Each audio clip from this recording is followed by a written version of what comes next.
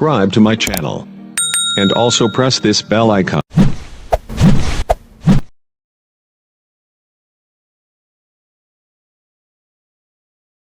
Perceraian dibuat sangat mudah bagi laki-laki muslim, agar memudahkannya menikahi perempuan lain. Di dalam kisah ini, kita lihat tidak konsistennya Nabi Muhammad, ketika kasusnya menyangkut suami dari anaknya yang hendak menikahi istrinya yang kedua. Perhatikan apa kata sang Nabi, yang terekam dalam hadis Tirmizi nomor 3802.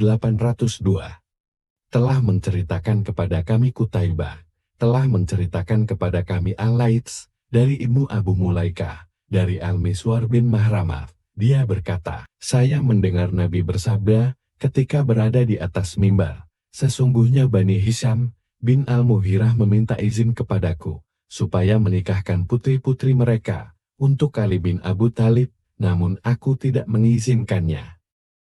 Kemudian aku tidak mengizinkannya.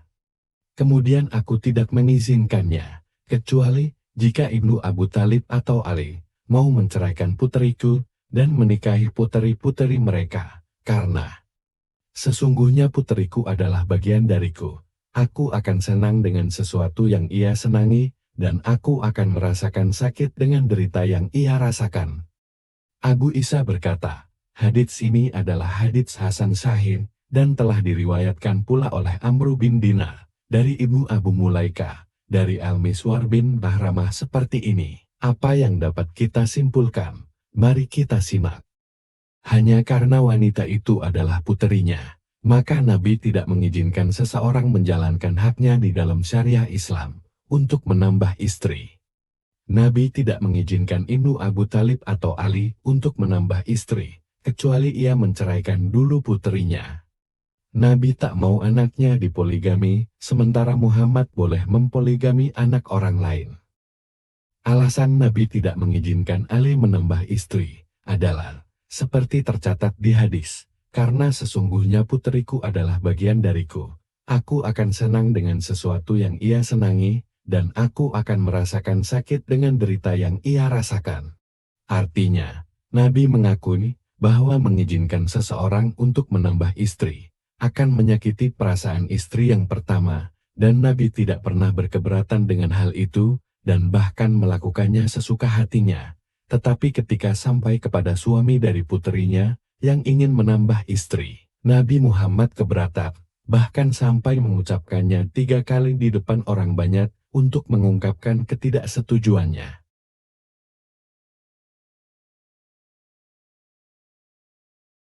Berikut ini adalah perkataan dari Allah, khusus masalah bersetubuh selama haid. Dari Quran Surah Al-Baqarah ayat 222.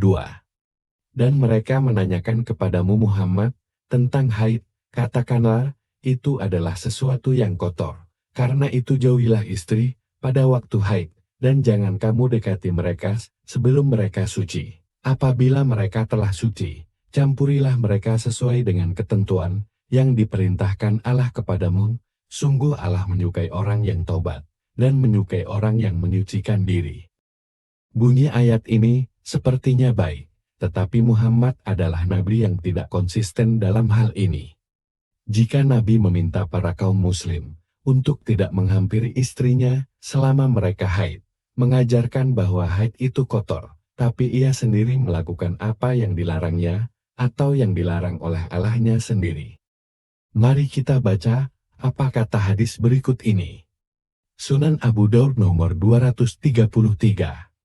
Telah menceritakan kepada kami, Yazid bin Khalid bin Abdullah bin Mauhib Ar-Ramli, telah menceritakan kepada kami, Al-Laits bin Sa'dah, dari Ibnu Syihab, dari Habib, mantan sahaya Urwah, dari Nuqbah, mantan sahaya Maimunah, dari Maimunah, bahwasanya, Nabi bercumbu dengan salah satu istri beliau, ketika dalam keadaan haid. Apabila istri beliau memakai kain sarung, sampai bagian pertengahan paha, atau lututnya, yang dia gunakan untuk penghalang. Berikutnya hadis Sunan Abu Daud nomor 234. Telah menceritakan kepada kami, Muslim bin Ibrahim, telah menceritakan kepada kami, Subah dari Mansur, dari Ibrahim, dari Al-Aswad, dari Aisyah, Dia berkata, biasa Nabi menyuruh salah seorang di antara kami, yaitu istri-istri beliau, apabila sedang haid, agar memakai kain sarung. Kemudian ia menidurinya. Di lain waktu, Aswad mengatakan, dengan redaksi menggaulinya. Berikutnya lagi, kita baca hadis Sunan Abu Daud nomor 238. Telah menceritakan kepada kami, Musa bin Ismail, telah menceritakan kepada kami, Hamad dari Ayyub, dari Ikrimah, dari sebagian istri-istri Nabi, bahwasanya Nabi, apabila menginginkan sesuatu dari istrinya yang sedang haid, beliau menutup kemaluan istrinya dengan suatu kain. Selanjutnya hadis Sunan Abu Daud nomor 304.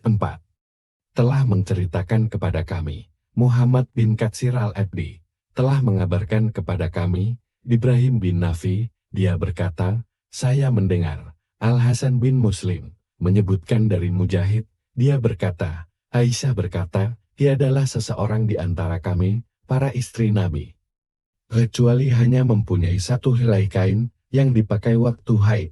Jika kain itu terkena sedikit darah, maka dibasahi dan digosok dengan ludahnya sendiri. Dan hadis terakhir, yaitu Sahih Bukhari nomor 291. Telah menceritakan kepada kami, Ismail bin Halil berkata, telah mengabarkan kepada kami, Ali bin Musir berkata, telah mengabarkan kepada kami, Abu Ishaq, yaitu Asy-Syaibani, dari Abdurrahman bin Al-Aswad, dari bapaknya, dari Aisyah ia berkata, jika salah seorang dari kami sedang mengalami haid dan Nabi berkeinginan untuk bermesraan, beliau memerintahkan untuk mengenakan kain. Lalu beliau pun mencumbuinya. Aisyah berkata, padahal siapakah di antara kalian yang mampu menahan hasratnya sebagaimana Nabi menahan? Hadits ini dikuatkan oleh Khalid dan Jarir dari Asy-Syaibani. Membaca semua hadis itu, maka itu adalah perkataan yang menggelikan atau menjijikkan, sebab satu itu adalah privasi sang Nabi yang tak sepantasnya disebarluaskan. Dua, Nabi memiliki begitu banyak istri, begitu banyak budak, yang tidak mungkin kesemuanya haid bersamaan, tapi kenapa dia memilih perempuan yang sedang haid? Tiga, apa yang dikatakan Aisyah sangat kontradiktif, karena ternyata Nabi tidak bisa mengontrol dirinya untuk tidak menjima wanita yang sedang haid.